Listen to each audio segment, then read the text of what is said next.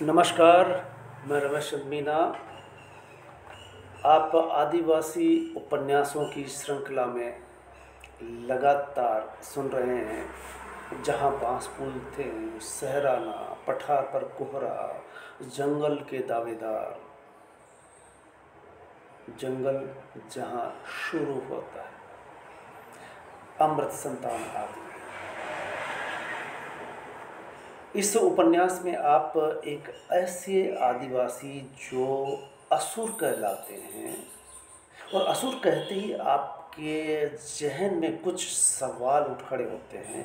क्या असुर असुर और देव का असुर, देवताओं और असुर का जो संघर्ष हुआ करता था, क्या उससे संबंध है? नहीं, ये भी आपको साफ हो जाने वाला है। लेकिन उस समय देवता और असुरों के बीच में युद्ध चलता था। अक्सर देवता हार जाया करते थे और असुर जीत जाया करते थे। यह निष्कर्ष निकल के आता है कि जो असुर आदिवासी है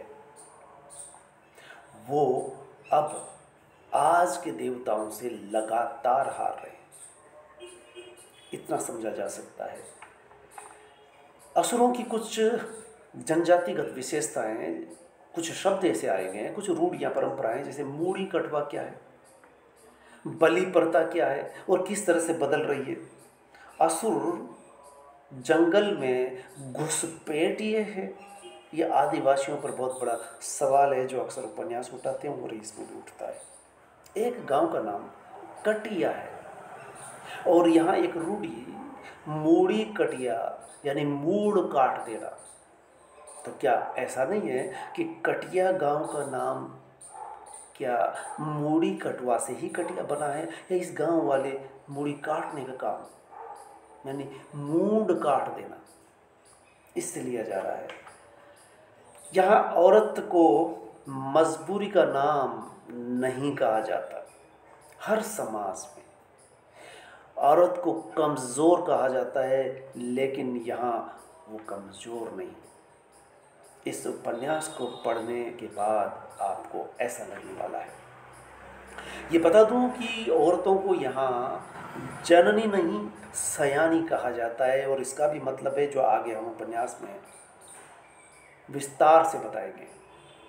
बाबाओं का स्कूल चलाना, आशाराम ने भी स्कूल चलाए थे, और वो स्कूल क्यों चलाते थे? हालांकि हर कोई शिक्षा का प्रसार करने के लिए स्कूल चलाता है, लेकिन बिजनेस भी स्कूल हो चुका है। लेकिन आसाराम ने जो स्कूल चलाया, न वो बिजनेस था न वो सेवा थी, वो क्या था? तो इसी तरह का स्कूल चलाते हुए बाबा यहाँ दिखाई देते हैं, वो भी स्पष्ट होगा, खास करके आदिवासी असुरों के बीच में। तो इस तरह से आप देखेंगे यहाँ पर वह लड़कियों का किस तरह से उपयोग करते हैं। ये आशाराम की घटना से आप वाकिफ़ है। इसको प्रश्नांकित किया गया है कि बाबाओं की भूमिका पॉजिटिव ही नहीं हुआ करती। क्या असुरों में लिव इन रिलेशन है? लिव इन रिलेशन बड़े बड़े शहरों में, महानगरों में, यहाँ तक कि यूरोपियन कंट्रियों में यह आम होगा, और भारत देश में भी दिल्ली, मुंबई, मद्रास, कलकत्ता में ऐसा पाया जाता है। तो क्या वर्षों पूर्व इन पिछड़े असभ्य आदिवासियों में लिव इन रिलेशन होता था? तो इससे हम वाकिफ होने वाले हैं। और जो अक्सर सवाल उठता है, राजनीतिक गलियारों में बहस का विषय ठीक से नहीं बन पाता, बल्कि अफवाहें ज़्यादा फैलती है। धर्मांतरण और आदिवासी का क्या संबंध है, इस पर कुछ उपन्यासों ने अक्सर बात की है। यहाँ पर भी उपन्यास ग्लोबल गांव के देवता, लेखक रणेंद्र, जो राजस्थान में जिस तरह से आरएएस अधिकारी होते हैं उस तरह से अधिकारी होते हुए भी आपने ये जमीनी उपन्यास लिखा है। और उसके बाद 2-3 उपन्यास और भी आ चुके हैं, लेकिन मैंने उपन्यासों में आदिवासी भारत में जब लिख रहा था तब ग्लोबल गांव के देवता मेरे हाथ में आया और मैंने उस वक्त लिखा था। और ये श्रृंखला आपको उन 12 उपन्यासों को वीडियोकरण करने से सामने आ रही है। तो आदिवासी बनाम धर्मांतरण बनाम कंटी बाबा के नाम से इस उपन्यास में जिक्र होगा। मैं इतना बता दूं कि इस वीडियो से पहले ईपीजीपी पाठशाला के तहत 3, 4, 5 साल पहले यूजीसी योजना के तहत जवाहरलाल नेहरू विश्वविद्यालय में डॉक्टर जाट साहब ने मुझे आमंत्रित किया, ये अवसर दिया था। तो मैंने ग्लोबल गांव के देवता पर उस श्रृंखला में वीडियो बनाया था, जिसे देश प्रदेश ही नहीं विदेशों में भी देखा जा रहा है। अब तक 10,000 श्रोता व्यूअर्स उसे देख चुके हैं। फर्क यह आएगा, बात वही है लेकिन वही नहीं है, क्योंकि इसमें जो भूमिका दी गई है वो आज के हिसाब से है और प्रस्तुतिकरण तब का और अब का में जो फ़र्क है वो महसूस होगा। और पाठक, स्थानीय पाठक बहुत सारे जुड़ चुके हैं, उसके लिए हम ग्लोबल देवता को आपके सामने प्रस्तुत करता हूँ। उपन्यासों में आदिवासी भारत श्रृंखला का ये नवा पाठ होगा। ग्लोबलीकरण में आदिवासी के लिए जगह, ग्लोबल होते देश में या ग्लोबलीकरण में एक गांव की तरह, ये ग्लोब एक गांव की तरह हो गया है। हर गांव उस ग्लोबलीकरण का हिस्सा है। तो आदिवासी के लिए कितनी जगह है, और इसी संदर्भ में वो असुरों जैसी पिछड़ी जाति पर बात कर रहे हैं। तो चलिए हम प्रवेश करते हैं। विकास की चरम परिणति ग्लोबल गांव के रूप में देखी जा सकती है। इस दर्शन को देने वाले आज पिछड़े देशों के सिरमौर बने हुए हैं। भारत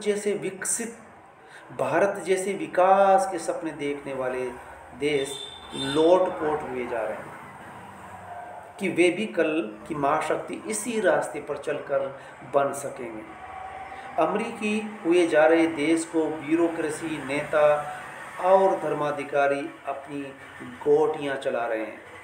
कल की महाशक्ति बनते हुए देश में आदिम जीवन जीने वालों के लिए क्या स्थान हो सकता है, या कितना स्थान बचा रह सकेगा, सवाल यह है जिस पर नीति नियंता कतई ध्यान नहीं दे रहे हैं।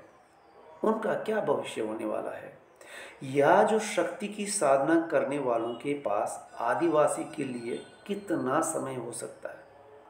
ऐसे असहज व बेचैन कर देने वाले सवालों से दो चार करवाता यह उपन्यास रणेंद्र का लालचन असुर और ग्लोबल गांव के देवता, ये उपन्यास का पूरा शीर्षक है। शायद नवीन संस्करण में रणेंद्र जी ने संशोधन करते हुए ग्लोबल गांव के देवता ही रख छोड़ा है, क्योंकि लोग बाग पाठक सिर्फ इतना ही बोलते थे, ग्लोबल गांव के देवता रणेंद्र का उपन्यास। लेकिन ये शुरू में पूरा शीर्षक था लालचन असुर, जो कथानायक भी है, और ग्लोबल गांव के देवता, जो आपको सामने सिर्फ ग्लोबल गांव के देवता ही दिखाई दे रहा है। आदिवासी जैसे आदिम सवालों के साथ मुठभेड़ करना हो तभी इस रचना से गुजरना चाहिए। आज भागते दौड़ते वैश्विक दौर में लघु रचना करना, कम से कम अपनी बात कह देना आज की जरूरत है। उपन्यास का शिल्प, शैली और संरचना कथ्य के अनुरूप चुस्त दुरुस्त है। यह उपन्यास कमजोर लोगों की बुलंद आवाज कहा जा सकता है, किंतु यह ऐसी आवाज है जो आज से नहीं सदियों से दबाई जा रही है। लेकिन ये दबाने की प्रक्रिया अब बहुत तेज और बहुआयामी हो चली है। ये आदिवासी आज से नहीं लड़ रहे हैं महाशय, ये आज से नहीं लड़ रहे हैं। इनकी लड़ाई वैदिक युग से लड़ी जा रही है। इंद्र के रूप में असुरों से लड़ा जाता रहा है, देवासुर संग्राम होते रहे हैं। पुराण भी बड़े पड़े हैं कि देवता ऐशो आराम में डूबकर असुरों से हार जाया करते थे। और ये मानी हुई बात है कि जो भी ऐशो आराम में रहेगा वो अंततः हारेगा। इसलिए हारेगा कि ऐशो आराम का मतलब होता है प्रकृति के खिलाफ जाना, बैठे बिठाए खाना। और बैठे बिठाए खाने का मतलब है कि पेट को बिगाड़ना, स्वास्थ्य को बिगाड़ना, फिर डॉक्टर के पास जाना, लेकिन आपके पास पैसा है तो स्वस्थ होकर के लौट आएंगे। लेकिन गरीब अगर ऐसा करेगा तो बदहाली में जाएगा। सो वे असुर जो देवताओं से लड़ते हुए हारने पर भी पुनः पुनः लड़ते रहे, आज उनका सामना ग्लोबल गांव के देवताओं से हो रहा है। ग्लोबल गांव के देवताओं से हो रहे संघर्ष में उनकी हार सुनिश्चित है। तब वो जीत जाया करते थे, पर अब हारना पक्का है। कारण इनकी हार सिर्फ इन तक सीमित रहने वाली नहीं है। अगर आदिवासी जंगल में हारेगा तो निश्चित ही ये चेतावनी है कि बाजार की शक्तियाँ सिर्फ उपभोक्ताओं को तवज्जो देगी, जिनके यहाँ आमजन के लिए कोई योजना नहीं है सिवाय उन्हें नष्ट करने के। वे अपने देश में आदिवासियों को खत्म करने के बाद हर देश के आदिवासियों को खत्म करने की नीतियों के साथ ससम्मान नमोदर हुए हैं। उपन्यास की केंद्रीय समस्या में असुर आदिवासी संघर्ष है, जो न केवल बहुराष्ट्रीय कंपनियां जैसी ताकतों से हैं, जिनके साथ देश की राष्ट्रीय सरकार भी कंधे से कंधा मिलाकर नीति नियमों में उदारता बरतते हुए उनके साथ खड़ी हो, और आदिवासी अकेले निहत्थे जंगल में रहने वाले किन हथियारों से लड़े। असुरों को लेकर मुख्यधारा के समाज के अपने सदियों के पूर्वग्रह रहे। कथानायक चौंक पड़ता है ये जानकर कि जो उसके कमरे में घायल अवस्था में जो युवक आया है वह असुर है। कथावाचक ये देखता है जो उसका खाना बना रही है वह असुर है। वह मानकर चलता है कि असुर माने राक्षस। यहाँ कथावाचक मुख्य धारा का एक ऐसा पात्र है जो इनके बीच में रह करके असुरों के लिए काम करता है। वह बचपन से ही सुनता आया है काले कलूटे, लंबे नाखून, दांत वाले, माथे पर सींग वाले असुर होते हैं, राक्षस कहलाते हैं। ऐसी ही अपनी पूर्व धारणाओं को लेकर वह शर्मिंदा होता है ये देख करके कि ये तो वैसे नहीं है। एक संवेदनशील गैर आदिवासी शिक्षक की असुर समुदाय का आंखों देखा हाल बयां होता है। हर बाहरी व्यक्ति की तरह वह भी इस क्षेत्र में आने से डरा हुआ रहता है। वह स्थानांतरण करवाने का उपक्रम कर चुका है। ऐसे आधे अधूरे मन से असुरों के बीच आया युवक धीरे धीरे असुरों में घुलने मिलने लगता है। उनके जीवन के प्रति स्वस्थ नजरिए को देखता है और वही युवक अपने स्थानांतरण को भूलकर उनकी अस्मिता की लड़ाई में शामिल हो जाता है। नोट करें, पठार पर कोरा का शिक्षक भी इसी तरह से वहां प्रताड़ित करने के नाम पर भेजा जाता है। यहाँ पर भी यही उस शिक्षक के साथ होता है कि आदिवासी बेल्ट में भेजा जाता है। लेकिन अधिकांश शिक्षक जो जाएंगे वो येन केन प्रकारेण व्यवस्था जुटा करके, व्यवस्था से सेटिंग करके वापस लौट आएंगे। लेकिन ये कुछ अलग ही मिट्टी के बने शिक्षक जो वाकई में शिक्षक है और वहाँ शिक्षा के बतौर उजाला, जहाँ अंधेरा पसरा हुआ है, उजाला लाने के अभियान में जुट जाते हैं। पठार पर कोरा का नायक और ग्लोबल गांव के देवता के नायक में या इस उपन्यास के कथ्य में या उपन्यास की विषय वस्तु में ये एक साम्यता है। और इसी बात को फिर हम पुनः दोनों में तुलनात्मक अध्ययन करते हुए नमूदर होंगे। लेकिन पहले उपन्यास से गुजरते हैं। उपन्यास की संरचना जितनी कथ्य के अनुरूप है उतना रचना का रूप स्पष्ट नहीं है जितना गोदान या झूठा सच का लगता है। इसकी अगर किसी से तुलना की जा सकती है, जैसा कि मैंने उस समय लिख रहा था मैला आंचल में से, जिसमें कोई एक नायक नहीं है। इस रचना में ऐसा कोई पात्र नहीं है जिसको नायक का दर्जा दिया जा सके, खास करके आदिवासियों में से।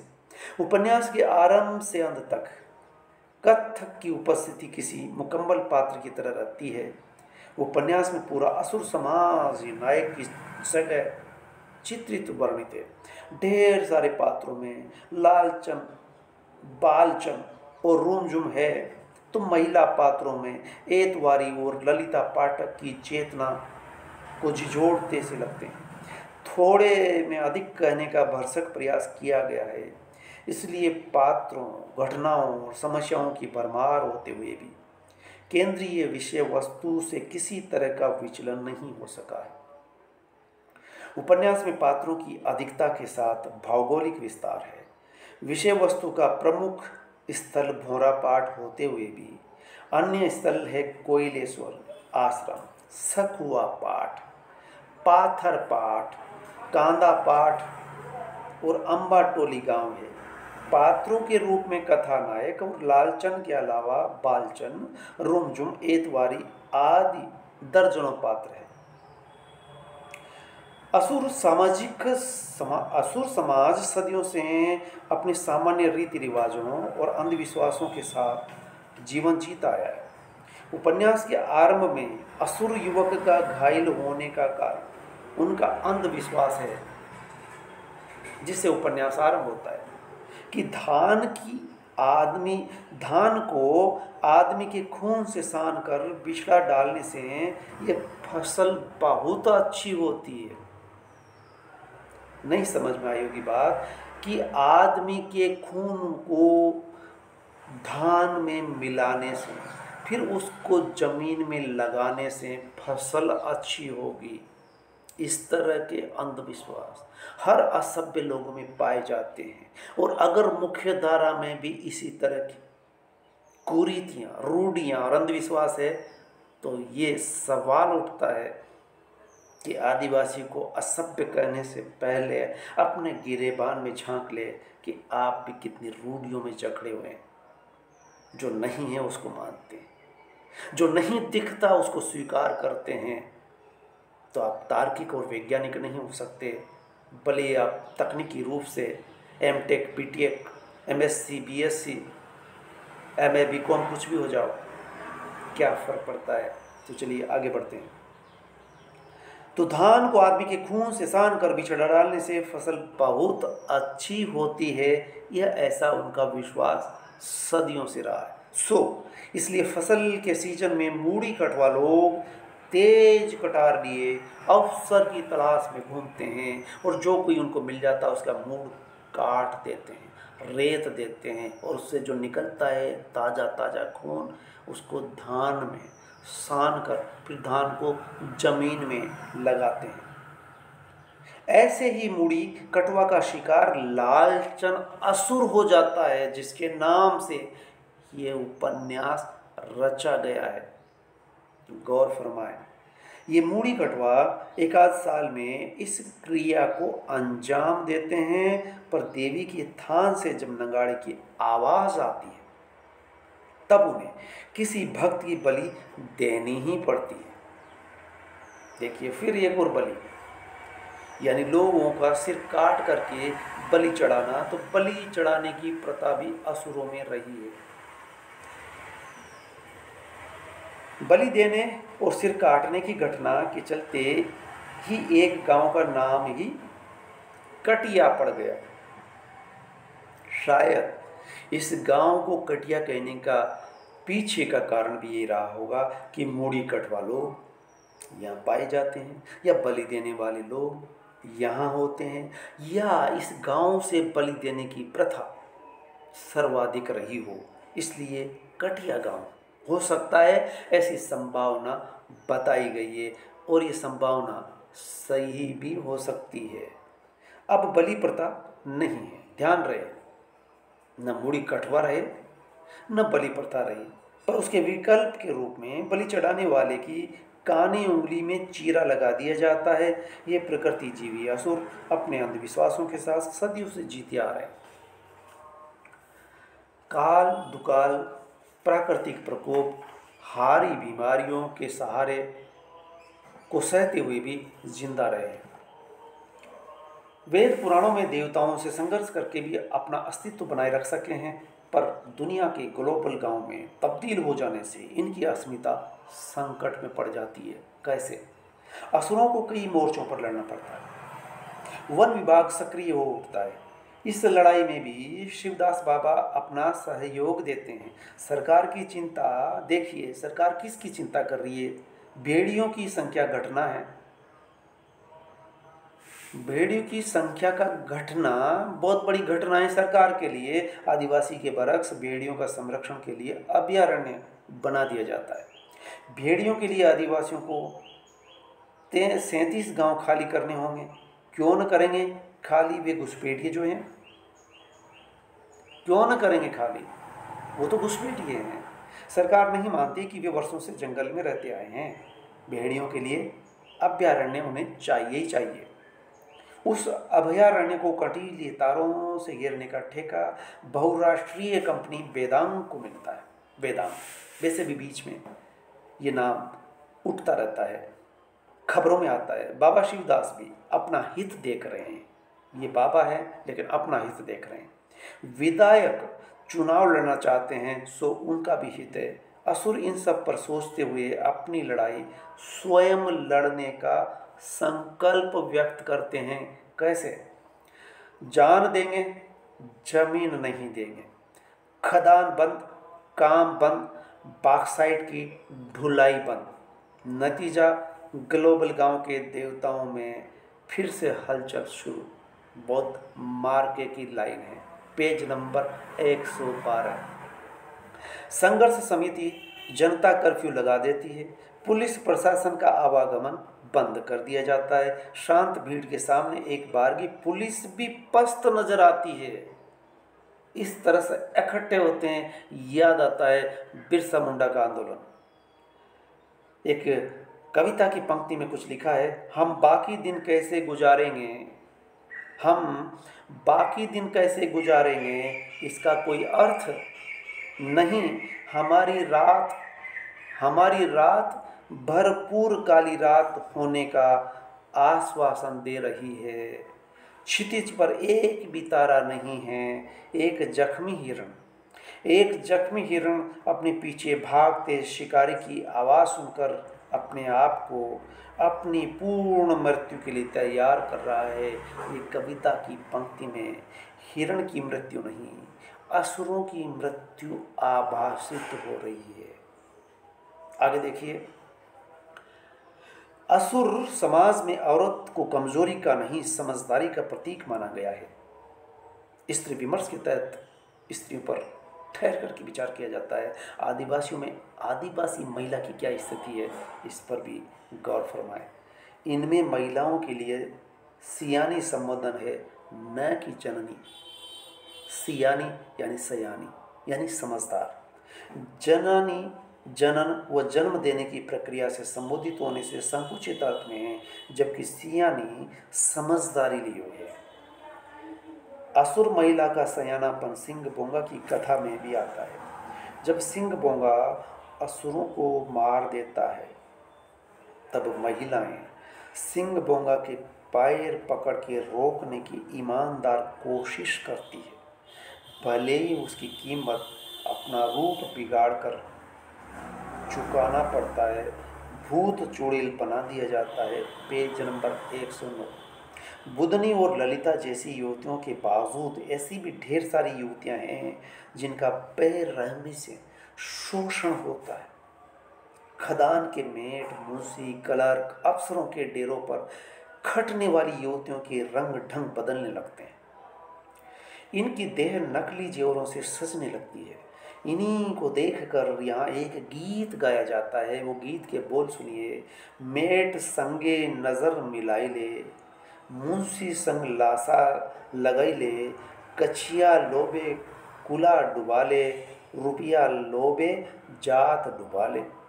भूख से बदहाल लोग ही अपनी बहू बेटियों को डेरों पर काम करने भेजते हैं। गरीबी क्या नहीं करवाती। आदिवासी महिलाओं की तरह ही पड़ोसी दलित बस्तियों की महिलाओं की देह मर्दानगी आजमाइश का अखाड़ा बनी रहती है। Page number 102। आदिवासी औरतों का यौन शोषण करने में धर्म धुरीण भी पीछे नहीं है। ये खास बात है जो इन दिनों बहुत ज़्यादा खबरों में है, मीडिया में है, कि किस तरह से बाबा बने लोग स्त्रियों का यौन शोषण करते हैं। अभी भोले बाबा का जिक्र आया जो 125 आदमी उनके पैर पड़ने के चक्कर में, चरण धूनी लेने के चक्कर में मर मिटते हैं। तो इस तरह से बाबा आदिवासियों के बीच भी पहुंचते हैं, वो गुमराह करते हैं, भटकाते हैं। बाबा अपनी हवस पूरी करने के लिए लड़कियों का आवासीय विद्यालय खोल देता है। ग्लोबल गांव के देवताओं के लिए तो और भी सहज है महिलाओं तक, उनके तन तक उनका हाथ पहुंचना। असुरों में आज़ाद औरत की लंबी परंपरा रही है, जिसे आज लिव इन रिलेशन कहा जा रहा है। यह परंपरा अमेरिका से भारत में प्रवेश करती हुई मानी जा रही है। लोगों को पता ही नहीं है कि आदिवासियों में ये परंपरा शुरू से रही है। असुर महिला सैया जोड़ने, जिसे लिविंग टुगेदर बोलते हैं, की परंपरा के तहत जीवन साथी के साथ रह सकती है। जब कभी विवाह में देरी या अड़चन आ जाती है, तब लड़का लड़की साथ साथ रहना शुरू कर देते हैं। लेकिन बेटा बेटी को शादी से पहले शादी की रस्म निभानी पड़ती है। कभी कभी एक ही मड़बे में माँ बाप और बेटों के साथ उनकी शादी हो रही है। Page number 111। किसी भी आदिवासी समुदाय में औरत का शोषण बाहरी दिक्कतों की घुसपैठ से आरंभ होता है। इस सिद्धांत का असुर औरत अपवाद नहीं है। आदिवासी और धर्मांतरण का भले ही चोली दामन का साथ रहा हो, पर उपन्यास में शिवदास बाबा आदिवासियों में अंधविश्वास फैलाने के सारे उपक्रम करते हैं। वे कंठी बाबा के नाम से जाने जाते हैं, पहचाने जाते हैं। कंठी पहनाते हैं, कंठी पहना करके एक पंथ में ले आते हैं और इस तरह से प्रकृति जीवी आदिवासियों को एक व्यवस्थित धर्म में अंधविश्वास के कठोर एक अंधविश्वास में डुबोने के लिए खुद अंधविश्वास में डूबे हैं और जो प्रकृति से जुड़े उनको उस तरफ मोड़ते हैं। कंठी पहनने वाला किसी का छुआ खान पीन नहीं कर सकता। साफ सफाई, काली वस्तु, काली गाय, गुरु सुअर से दूर रहना सिखाते हैं। Page number 104। Doctor Ram Kumar एक पात्र है। कितनी ही बार देर रात को अपने डेरे से छोटी बच्चियों के इलाज के लिए आश्रम ले जाया जाता रहा है। डॉक्टर असुर लालचंद के कंठी पहनने से उतना चिंतित नहीं जितना मांस खाने, मुर्गियां बेचने से होता है। डॉक्टर ललिता और कथक लालचंद के बदलाव से भौचक रह जाते हैं। ललिता नाराज होकर उन्हें याद दिलाती है कि वे प्रकृति पूजक रहे हैं, उनको कंठी पहनने या दूसरे धर्म में स्थानांतरित होने की, धर्मांतरण होने की जरूरत नहीं है। एक महिला पुरुष से कहती है। हवन, यज्ञ, पूजन, कंठी का विरोध करती हुई ललिता कहती है, हमारे महादेव ये पहाड़ है, ये पाठ है जो हमें पालता है। हमारे सरना माई न केवल सखुआ गाछ में है बल्कि सारे वनस्पतियों में समाई है। हमारे यहाँ अन्य की अवधारणा ही नहीं है। जिस समाज के पास इतनी खूबसूरत अवधारणा, इतनी बड़ी सोच हो, उन्हें किसी लंगटा बाबा के शरण में जाने की जरूरत ही क्या है। किसी की कंठी पहना दी, किसी ने मणिया पहना दिया, किसी ने क्या दे दिया, उसको लेने की कहाँ जरूरत है। आप जब प्रकृति को ही देवता मानते हैं और हम प्रकृति से बने, तो हम प्रकृति से हैं, इसलिए प्रकृति से बढ़कर कोई नहीं हो सकता। खास करके वो लोग जो प्रकृति से होते हुए भी प्रकृति से दूर ले जाते हैं, वो आदिवासियों के दुश्मन हैं। वो कोई भी हो सकते हैं, वो हिंदू धर्म से संबंधित हो या ईसाई से या पारसी से या मुस्लिम से, वो प्रकृति से दूर ले जाने वाले, हथकंडे अपनाने वाले हैं। उपन्यास में अन्य कई सामाजिक मानवशास्त्रीय जानकारियां भरी है। असुर 3 भागों में बटे हैं। असुर जिनका जिक्र बार बार आ रहा है, किस तरह के असुर है, कौन कौन असुर कहलाते हैं? वीर असुर, अगारिया और बिरजिया। यहाँ वीर बहादुर के अर्थ में नहीं, जंगल के अर्थ में। ऋग्वेद के प्रारंभ में असुर देवताओं के रूप में चित्रित होते हैं, तो अंत तक दानव में बदल जाते हैं। अगारियों की पैदाइश जैसे आग से मानी जाती है, वैसे ही अंगिरा ऋषि भी आग से उत्पन्न बताए जाते हैं। आग की खोज और देवताओं की लड़ाई कई जगह प्रचलित रही है। अखड़ा असुरों का सार्वजनिक पंचायती स्थल होता है, जहाँ गुरुवार के दिन गांव के बुजुर्ग समझदार सयाने बैठकर घर गांव की समस्याओं पर बतियाते हैं। देखिए, सोमा का बाबा अपनी ज़मीन खदान दलाल को क्यों बेचता है, यानी ज़मीनें किस तरह से बिक रही है। अभी हाल ही में सुप्रीम कोर्ट का जो निर्णय आया है, या ये कहा जा रहा है कि किसी की भी ज़मीन पर किसी तरह की बंदिश नहीं, कोई भी खरीद सकता है, कि इसलिए कि उनकी ज़मीन सस्ती क्यों बिके, तर्क ये दिया जाता है। तो देखिए, सोमा बाबा अपनी ज़मीन खदान दलाल को क्यों बेचता है, इसका पता भी वहीं चलता है, तो उसका समाधान, कागजी कार्रवाई भी वहीं की जाती है। ग्लोबल गांव के देवताओं के जंगल पहाड़ तक पहुंचने और आदिवासियों के जीने मरने व संघर्ष की कहानी को इस उपन्यास में बड़े ही खूबसूरती से व्यक्त किया गया है। उपन्यास में रचनाकार का विजन स्पष्ट है, शिल्प सदा हुआ है, रचनाकार की कलात्मकता अवलोकन बिंदु में समावेशित है। उपन्यास का शिक्षक मुन्ना केंद्रीय पात्र है। वह बेरोजगारी दूर करने के दबाव में मजबूरीवश सुदूर जंगली स्कूल में बॉक्साइट से भरे ट्रक पर सवारी करके असुरों के बीच आता है। जब सरकार और मीडिया लगातार झूठ बोले जा रहे हैं, तब असुर आदिवासी सच को अगर गैर असुर कहता है, तो पाठक इसके सच के अधिक नज़दीक मानता है। एक बाहरी पात्र की आंखों से दिखाया जाना विमर्श की दृष्टि से भले ही विवादास्पद हो सकता है, लेकिन कलात्मकता और विश्वसनीयता के बतौर ये प्रगति उत्कृष्टतम है। वैश्विक दौर में सुदूर जंगलवासियों के जंगल व पहाड़ में रहना असुरक्षित हो उठा हो और शेष दुनिया आदिवासियों को ही सरकार और मीडिया के कहे अनुसार दोषी मान रही हो, तब अवलोकन बिंदु का गैर असुर के पास होना काफ़ी मायने रखता है। आगे देखिए, उपन्यास में ग्लोबल गांव प्रतीकार्थ में है। ग्लोबल गांव कहा जा रहा है, तो इसका मतलब है अपने रूप में लघुकाय होते हुए भी उपन्यास अपने संदेश देने में सफल रहा है। लोकतंत्र का दम भरने वाले नेता बहुराष्ट्रीय कंपनियों की गोद में बैठकर नीरों की तरह बंसी बजाने में मशगूल है। ऐसे में वो असुर आदिवासियों की परवाह कितनी करने वाले हैं। ग्लोबल गांव के देवता की ताकत वैदिक देवों से अधिक होने का साफ मतलब निकलता है कि जिन देवों से असुर सदियों से लड़ते झगड़ते रहकर भी हारने के बावजूद पुनः पुनः उठ खड़े होते रहे, रक्त बीज की तरह। जहाँ भी उनका रक्त निकला, फिर वहाँ से उठ खड़े हुए। अब ये रक्त बीज का सफाई का समय है।